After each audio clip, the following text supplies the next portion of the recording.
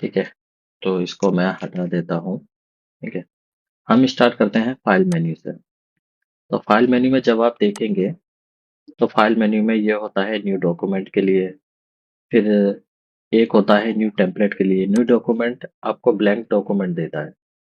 फिर उसी पर अगर आप न्यू टेम्पलेट देखेंगे तो न्यू टेम्पलेट में क्या होता है कि माइक्रोसॉफ्ट के ऑलरेडी कुछ टेम्पलेट्स बने हुए होते हैं जिनको आप यूज कर सकते हो और अपना कोई भी डॉक्यूमेंट बना सकते हैं। जैसे यहाँ पर आप प्रीव्यू देख रहे हैं, ये कुछ प्रीव्यू यहाँ पर हैं, ये बने हुए हैं और इनको आप यूज करके एज ए टेम्पलेट इसमें थोड़े से चेंजेस करके अपने अकॉर्डिंग बना सकते हैं।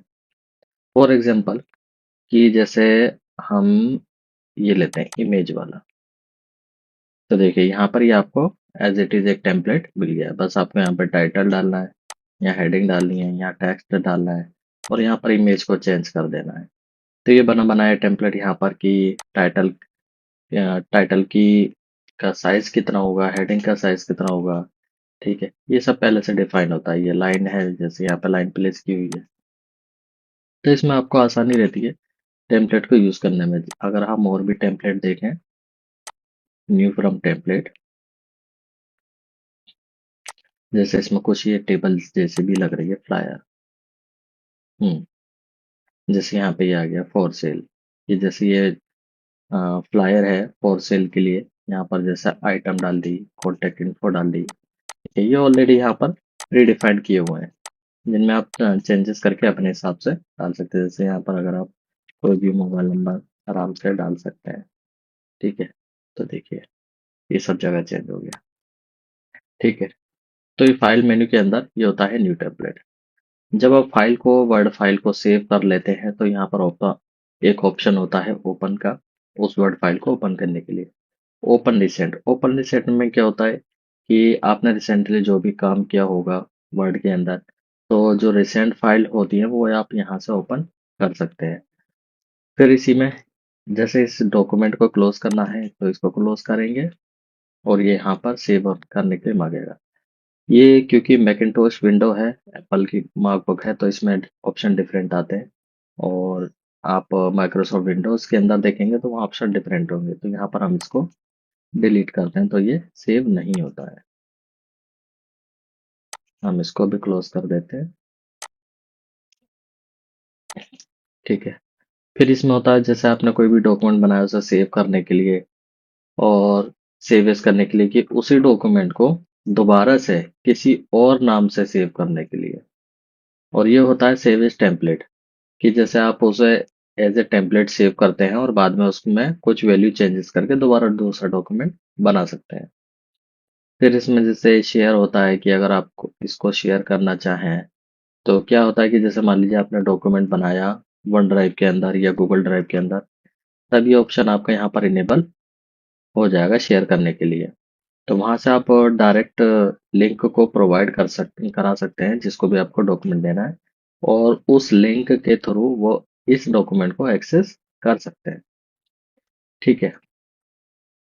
Always open as read only, ये क्या होता है कि जैसे मान लीजिए कि कोई डॉक्यूमेंट आपने बनाया और कोई भी अगर उसको खोले तो वो डायरेक्टली एडिटेबल ना हो, तो वो रीड ओनली मोड में खुलेगा, जिससे कि वो उसमें कुछ भी चेंज ना करें और जब रिक्वायरमेंट पड़े तब वो रीड ओनली ऑप्शन को उसको डिसेबल कर दें।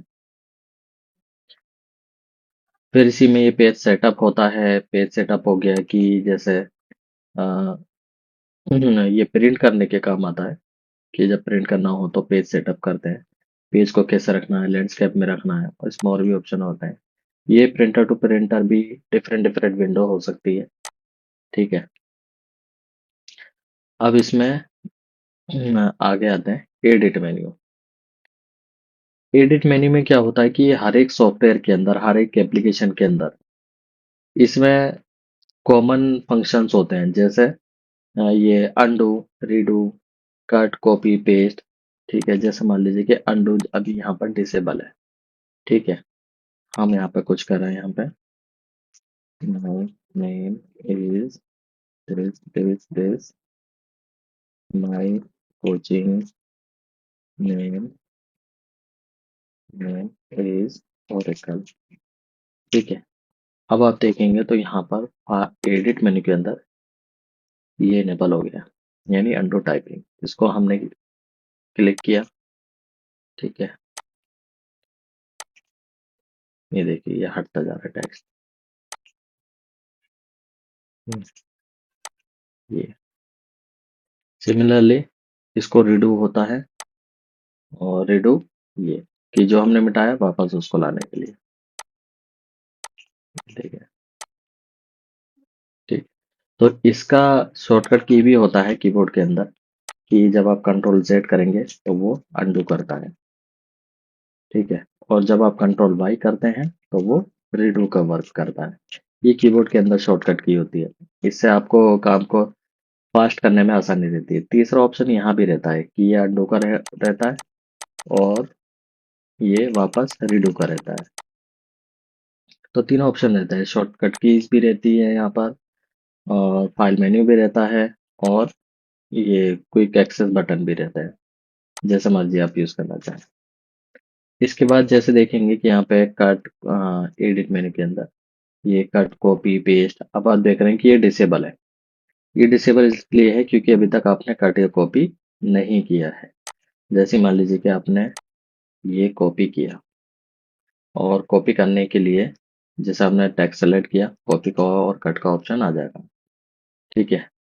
जब आप कॉपी करेंगे इसको, ठीक है, तो आपके पास ये पेस्ट पेस्ट स्पेशल ये और भी ऑप्शन इनेबल हो गए। तो यहाँ हमने इसको पेस्ट कर दिया, ठीक है।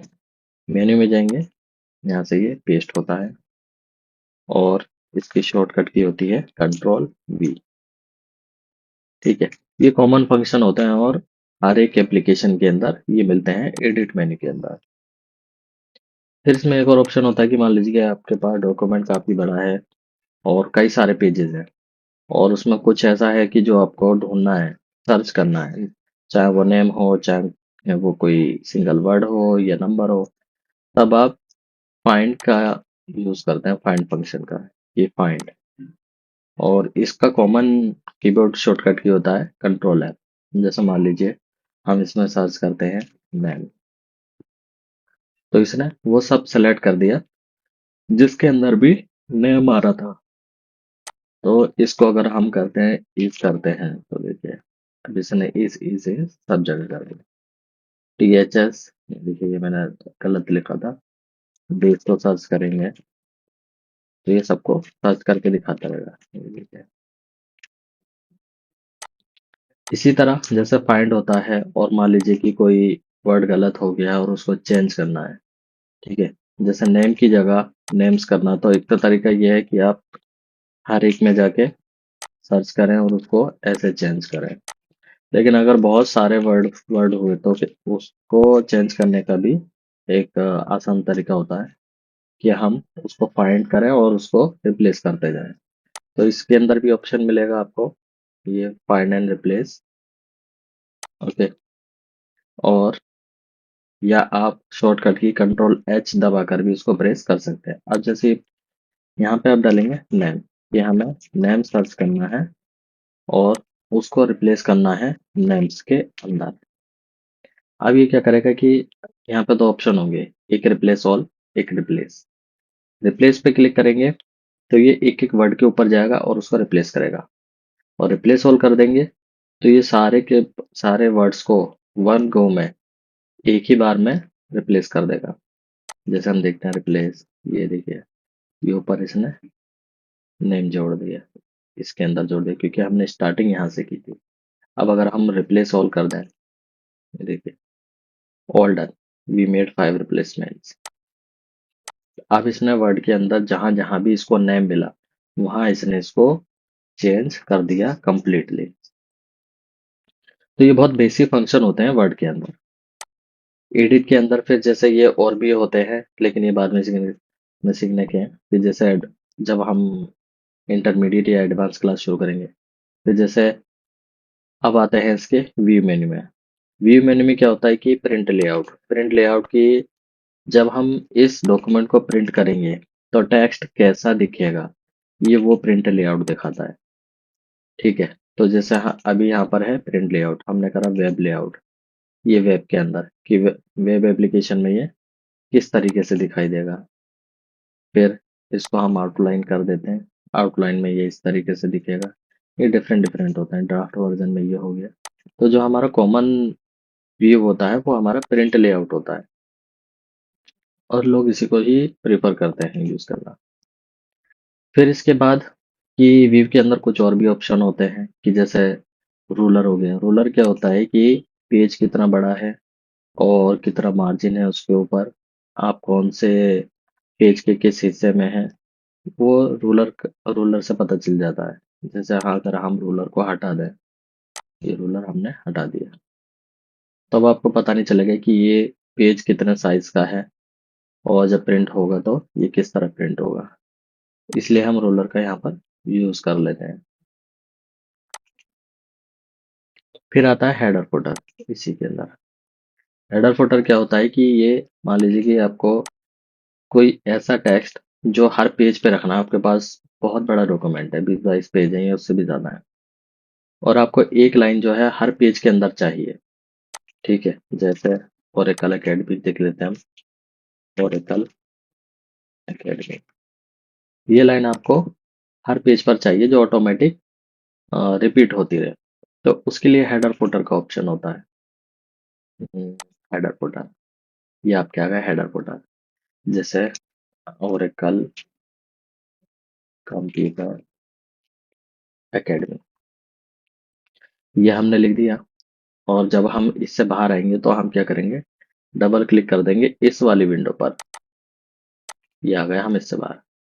अब इस ये डायरेक्टली यहाँ पर कुछ भी चेंज यहाँ पर नहीं होगा, और ये जो इस साइज का ये आएगा ग्रे एरिया के अंदर, जो यहाँ पर जो दिखा रहा है कि टेक्स्ट यहाँ से शुरू हो रहा है। ठीक है, यहाँ आप देख सकते हैं, जैसे ये रूलर पे क्लिक है। और जब हम दूसरा कोई डॉक्यूमेंट, सॉरी, जब हम दूसरा पेज इसके अंदर इंसर्ट करेंगे, तो ये ऑटोमेटिकली हमें वहां पर मिलेगा। अभी देखेंगे, अभी कोई भी पेज इंसर्ट नहीं है यहाँ पर, एक ही पेज है। पेज हम यहाँ से देख सकते हैं, पेज 1 of 1। ठीक है, तो जैसे हम एंटर करते हैं, नीचे दूसरे पेज पे जाते जाएंगे।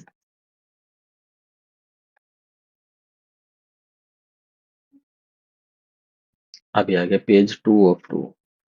अब यहाँ पे आप देखेंगे कि ओरेकल कंप्यूटर एकेडमी ऑलरेडी लिखा हुआ है, और जो हम टेक्स्ट लिखेंगे, ठीक है, वो यहाँ से शुरू होगा, जो रूलर के हिसाब से वाइट एरिया दिख रहा है यहाँ से। ठीक है, इसी तरह अगर हमें ये ऊपर ना लेकर नीचे लेना है, ठीक है, इसमें भी हम फॉर्मेटिंग कर सकते हैं कि ये कैसे दिखेगा, कि इसको सेंटर करना है, कहाँ करना है।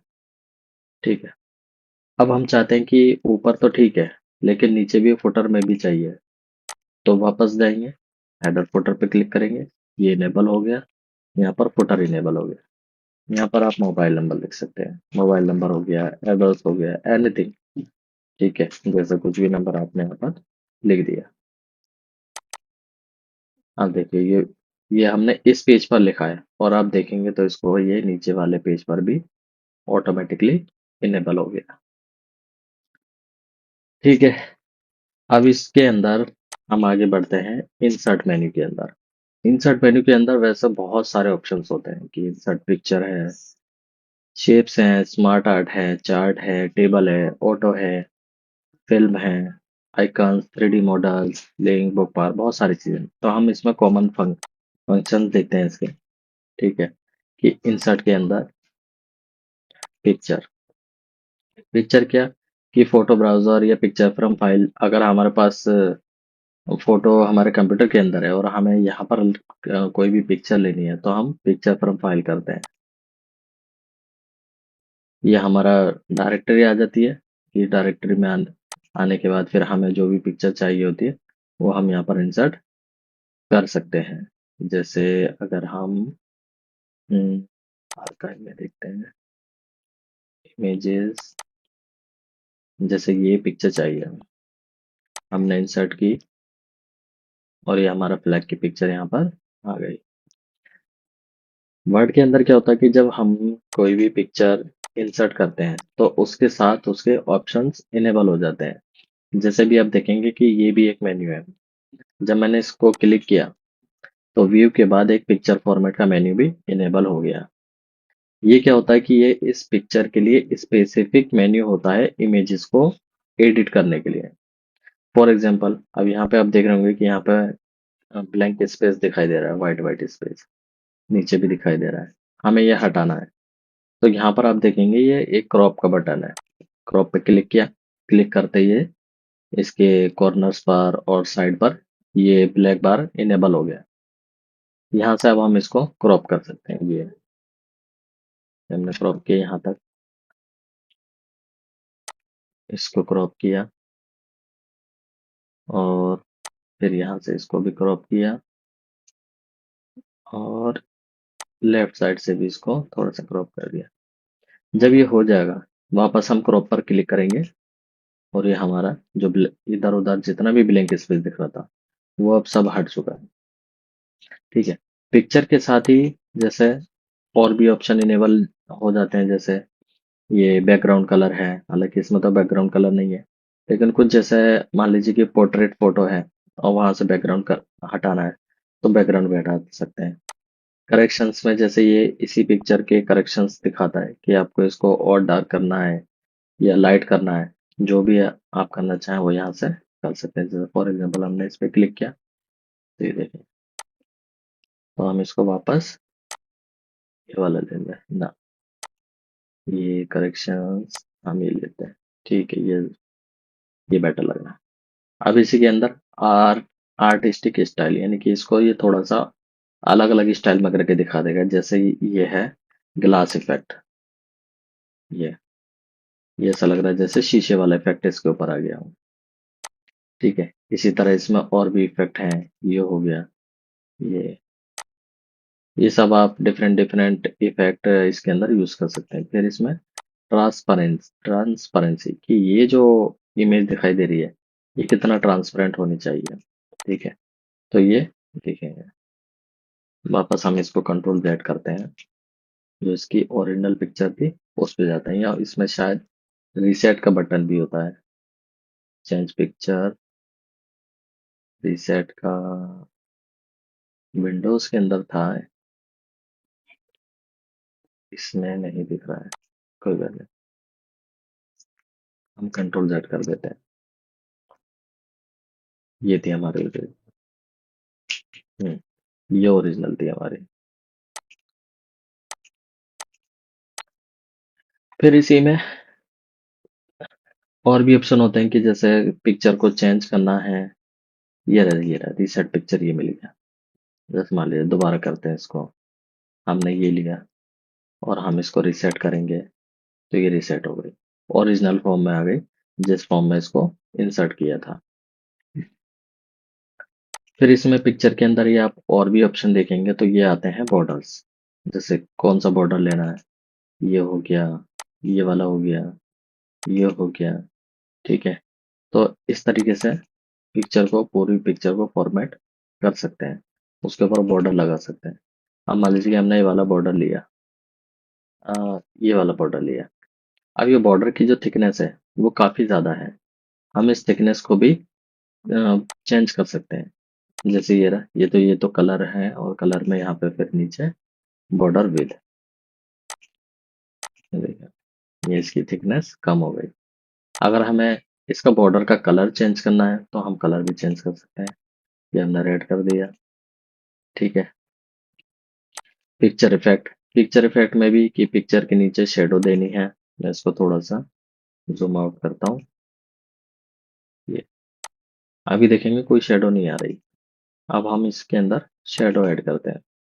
शेडो किधर लेनी है, लेफ्ट राइट अप डाउन, जैसे ये आ गई, या हल्की सी यहाँ पर शेडो नीचे आ गई। ठीक है, फिर इसी में जैसे रिफ्लेक्शन हो गया। ठीक है, कि पिक्चर का इस तरीके से रिफ्लेक्शन आ जाए। देखिए ये आ गया ट्रांसपेरेंट, कि जैसे किसी ग्लास के ऊपर रख दे, शीशे के ऊपर रख देते हैं मिरर पे, तो जो रिफ्लेक्शन होता है, रिफ्लेक्शन और ये धीरे धीरे ट्रांसपेरेंट भी हो जाएगा। तो इसमें काफी इफेक्ट होते हैं इसके। इसमें पिक्चर इफेक्ट, फिर ग्लो, कि पिक्चर के बॉर्डर को उसको ग्लो कराना है। ये हो गया, ग्लो हो गया। ठीक है, और ग्लो कराने के लिए भी इसमें फिर और भी ऑप्शन होते हैं, more glow, glow colours, glow option. ठीक है, इसमें देखेंगे तो इसमें और भी ज्यादा साइज खुल गए और भी ज्यादा ऑप्शंस खुल गए। कि जैसे ग्लो का साइज कितना होना चाहिए, यहाँ पे अभी 18 पिक्सल। हम इसको कम करते हैं, रिड्यूस करते हैं। तो देखिए जो ग्लो का साइज है वो भी कम होता जा रहा है। फिर इसके बाद इसी पिक्चर में देखेंगे, पिक्चर फॉर्मेट में, तो यहाँ पर ये रैप टेक्स्ट आ रहा है। ये बहुत हाँ, काम का फंक्शन होता है। जैसे आप देख रहे हैं कि ये यहाँ पर टेक्स्ट है, टेक्स्ट इसके बिहाइंड में आ रहा है, टेक्स्ट इसके बिहाइंड में, सॉरी अभी टेक्स्ट ऊपर आ रहा है। मैं अगर पिक्चर को इसको यहाँ रखूंगा तो देखिए ये टेक्स्ट के इधर आ गया, ये वाला टेक्स्ट नीचे आ गया। यानी कि ये अपने एरिया को अ, अपने एरिया के ऊपर किसी भी टेक्स्ट को या दूसरे ऑब्जेक्ट को नहीं आने देता। तब हम क्या करते हैं, यहाँ पे ऑप्शन होता है रैप टेक्स्ट का, कि टेक्स्ट कैसा दिखना चाहिए। यानी कि जो उसकी जगह है उसको हटा के या उसके ऊपर या बिहाइंड द टेक्स्ट। ठीक है, जैसे अगर हम बिहाइंड द टेक्स्ट करते हैं, ये हो गया। तो अब ये पिक्चर इसके पीछे चली गई। ठीक है, अब हम इस जैसे कुछ भी लिख रहे हैं तो वो इस पिक्चर के ऊपर आता रहेगा, यानी पिक्चर इसके पीछे चलेगी। तो ये सारे पिक्चर फंक्शंस होते हैं एमएस वर्ड के अंदर। आज की क्लास के लिए अभी इतना ही। हम दोबारा दूसरी वीडियो लेकर आएंगे। ठीक है, उसमें एमएस वर्ड के और भी फंक्शन सीखेंगे और देखेंगे, क्योंकि ज़्यादातर टॉपिक इसी में कवर हो गया, पिक्चर फॉर्मेटिंग में। तो अभी के लिए हम क्लास को यहीं पे स्टॉप करते हैं। नेक्स्ट क्लास में फिर मिलते हैं। Thank you.